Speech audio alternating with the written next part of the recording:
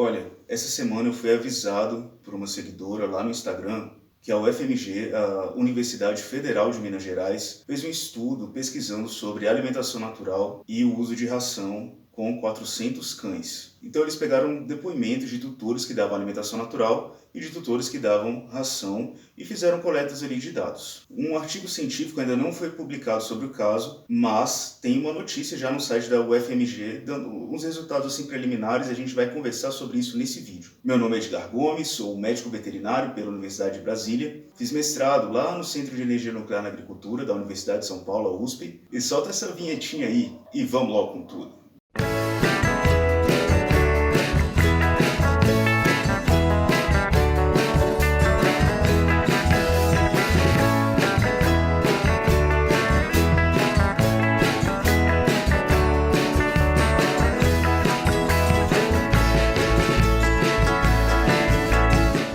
Então, meus amigos, na entrevista que está lá no site da UFMG, que é essa aqui do lado, que o link dela também está aqui na descrição, o nome dela é Pesquisa da UFMG revela riscos em dietas baseadas em carne crua para animais. Foi afirmado que, nessa entrevista, a alimentação natural não tem base científica, que os animais que ingeriram alimentação natural tinham níveis mais altos de bactérias patogênicas nas suas fezes. Eles encontraram uma maior proporção de salmonela, 28 vezes mais salmonela nas fezes de cães que ingeriram alimentação natural do que nas fezes de cães que comeram ração. Ainda, eles encontraram Escherichia coli patogênica e Clostridium difficile nas fezes dos animais que comeram carne crua. E a interpretação geral que essa entrevista, essa reportagem deixa assim no ar, pelo menos leva um leigo talvez a entender dessa forma, é que as rações são seguras, dê ração para o seu cachorro, a alimentação natural é insegura, o seu cachorro pode se contaminar, você pode se contaminar dando esse tipo de alimentação para o seu cachorro. E além disso, a alimentação natural não tem base científica e ração tem. Vamos começar falando sobre a questão de base científica com relação da alimentação natural. Talvez os pesquisadores tenham procurado nos lugares errados, porque existe sim muita base científica com relação ao uso de alimentação natural para cães.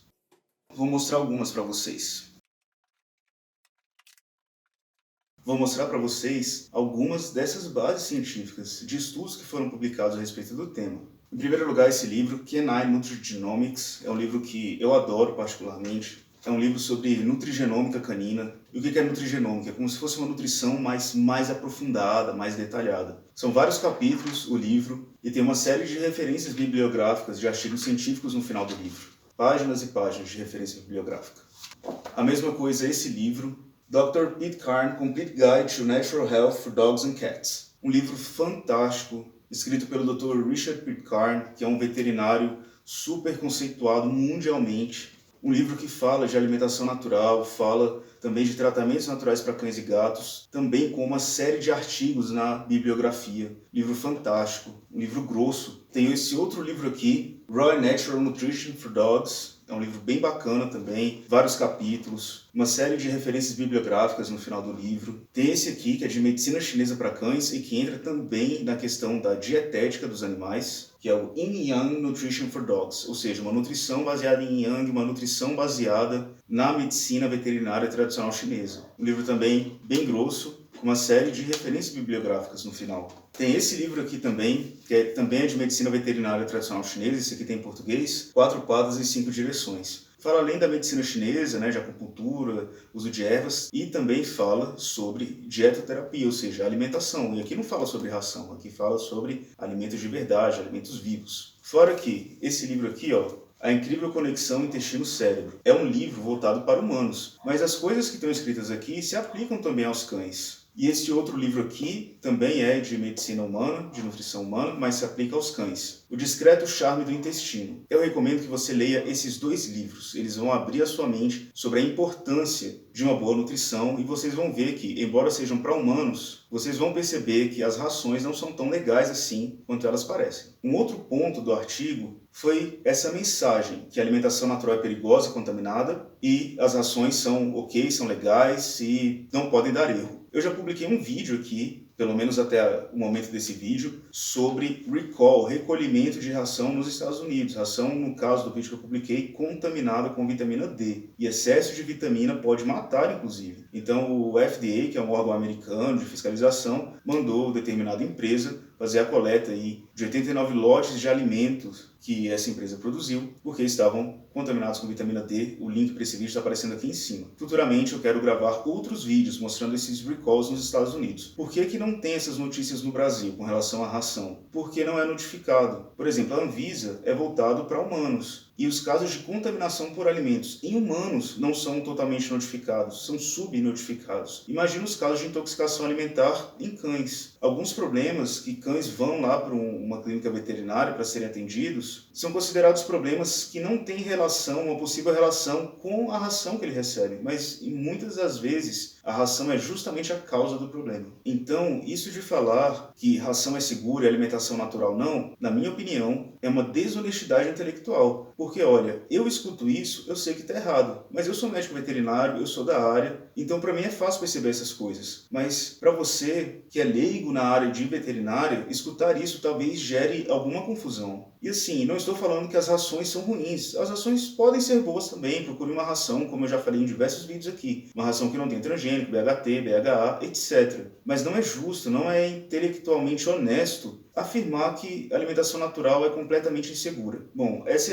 reportagem trouxe resultados preliminares. Acredito que quando eles escreverem o artigo vai ter mais coisa para a gente debater. Mas eu já deixo algumas questões aqui. Nessa entrevista não foi falado sobre quais eram as doenças mais comuns nos animais que comiam ração e nos animais que comiam alimentação natural para cães, porque eles passaram um ano coletando esses dados, então dava para saber o estado clínico desses animais. Vamos supor que câncer era mais comum nos animais que comiam ração. Não falaram nada a respeito disso. Provavelmente é.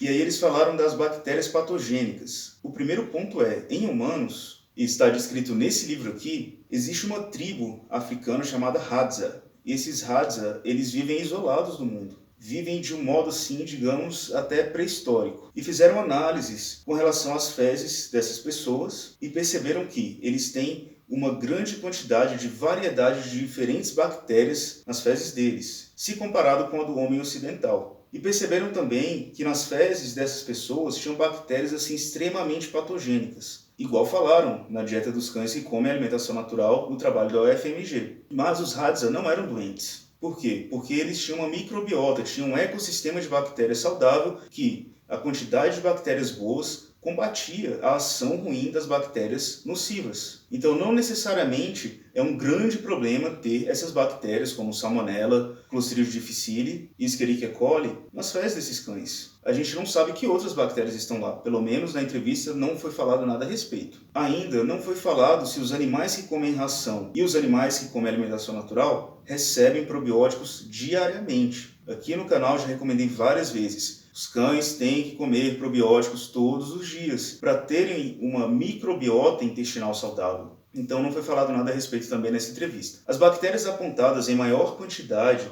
nas fezes desses cães são bactérias que causam diarreia em cães e humanos. Mas ali na entrevista também não foi falado nada se os cães que comiam alimentação natural sofriam de diarreia crônica. Porque a correlação seria essa: se tem mais bactérias nocivas nas fezes deles, significa também que eles provavelmente tinham mais diarreia. Só que ter diarreia durante um ano, que foi o período da pesquisa, diarreia crônica durante um ano, nossa, isso é muito ruim. Dificilmente um animal desse seria saudável o suficiente até para participar de uma pesquisa. Então, essa é uma outra dúvida importante. Você sabe qual a quantidade de bactérias que tem nas fezes de uma pessoa, de um cachorro? Vamos supor, 100 gramas de fezes de cachorro. Será que tem 1 grama de bactérias ou será que é muito 1 grama? Seria 1% do peso dessas fezes de bactérias. Acredite ou não, metade do peso das fezes são de bactérias. Então, em 100 gramas de fezes de cachorro, é esperado encontrar 50 gramas de bactérias. E aí vai se encontrar bactérias de diferentes tipos. O problema não é ter essa quantidade de bactérias nas fezes. O problema é ter essas bactérias em locais que elas não deveriam estar. Por exemplo, as bactérias que estão ali são as bactérias que estão no intestino grosso do animal. Mas uma bactéria dessa na corrente sanguínea, vai causar doença. Uma bactéria dessa, imagina, um pedacinho de cocô caiu no olho do cachorro, uma coisa assim bem nojenta. Vai dar problema, provavelmente ele vai ter uma conjuntivite, talvez uma conjuntivite até muito grave, porque essas bactérias estão no lugar que elas não deveriam estar. Agora, se elas estão dentro do intestino grosso, qual o problema?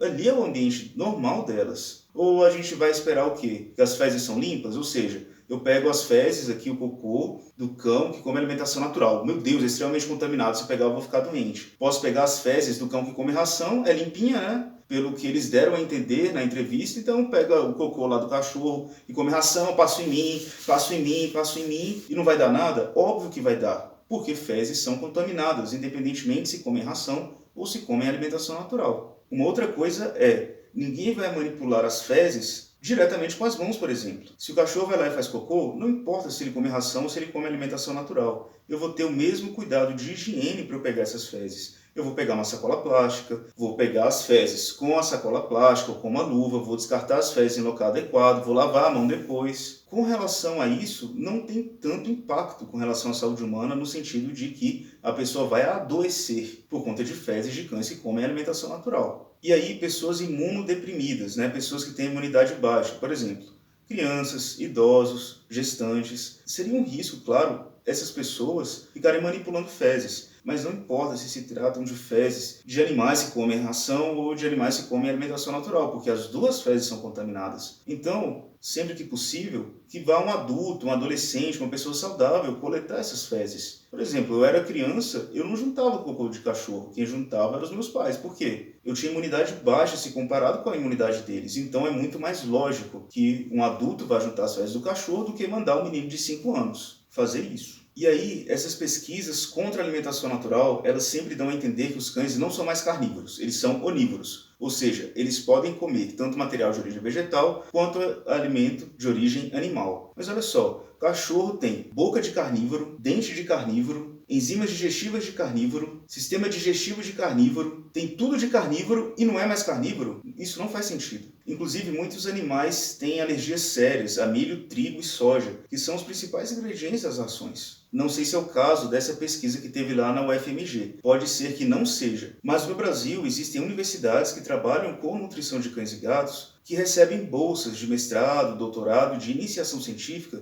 de fábricas de ração. Então, é meio óbvio que eles não vão falar mal das rações, por conta de um conflito de interesses. Vamos supor que o McDonald's me pagou para fazer uma pesquisa sobre alimentação. Será que nos resultados da minha pesquisa eu vou falar que hambúrguer faz mal? Que hambúrguer é muito ruim? Obviamente não. Por quê? Eu recebi a bolsa de uma instituição que produz hambúrgueres. Então o pesquisador fica numa situação assim, muito complicada de falar mal de um produto se ele recebe uma bolsa da empresa que faz aquele produto. Novamente, não sei se é o caso da UFMG. Pode ser que não seja. A grande questão é, em situação que essas fábricas dão bolsas, o pesquisador fica com conflito de interesses. Então, é uma outra coisa a se questionar sobre um trabalho que faz críticas tão incisivas contra a alimentação natural e fica a favor de rações. É uma coisa a se perguntar, caso o pessoal da UFMG receba a bolsa de uma fábrica de ração. E olha só, imagina que absurdo seria se nós fôssemos em um nutricionista e eles passassem a seguinte dieta. Você vai comprar esse biscoito seco e ele tem 100% da nutrição que você precisa e você vai comer isso pro resto da sua vida. Tchau, viva bem. A gente não aceita isso. Por que os nossos cães deveriam aceitar, então? Será que os nossos cães não têm o direito de sentir sabores diferentes, texturas diferentes e de aproveitar o prazer que a alimentação dá?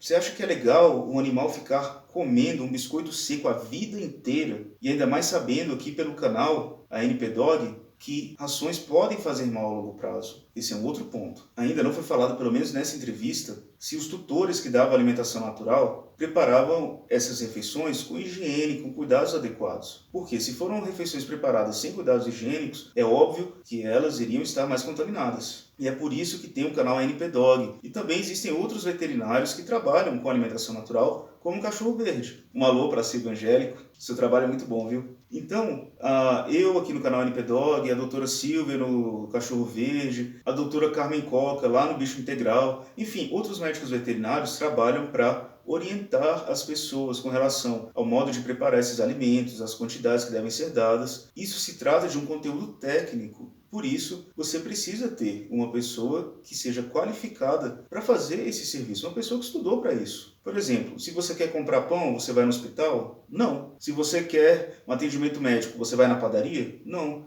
Cada profissional exerce o seu ramo ali de estudo, o seu ramo de atividades. E sim, se você faz alimentação natural, sem um acompanhamento, pode ser que vá fazer mal para o seu animal. Pode ser, não sei. E aí, pessoal, para eu montar a dieta do seu cachorro, mande um e-mail para vet.edgard@gmail.com. Por lá eu vou te explicar como que funciona o meu atendimento e também vou te passar um orçamento. Obrigado por você ter assistido esse vídeo. Eu peço que você deixe sua curtida, deixe aqui um comentário também falando se você concorda ou se você não concorda com as coisas que eu coloquei aqui. Não se esqueça de compartilhar esse vídeo. As pessoas têm que saber que a alimentação natural é sim segura e tem sim comprovação científica. E se você está chegando aqui agora, não deixe de se inscrever aqui no canal e de ativar o sininho para as notificações. Belezinha, pessoal? Até mais. Muito sucesso aí para os seus dogs e para vocês também.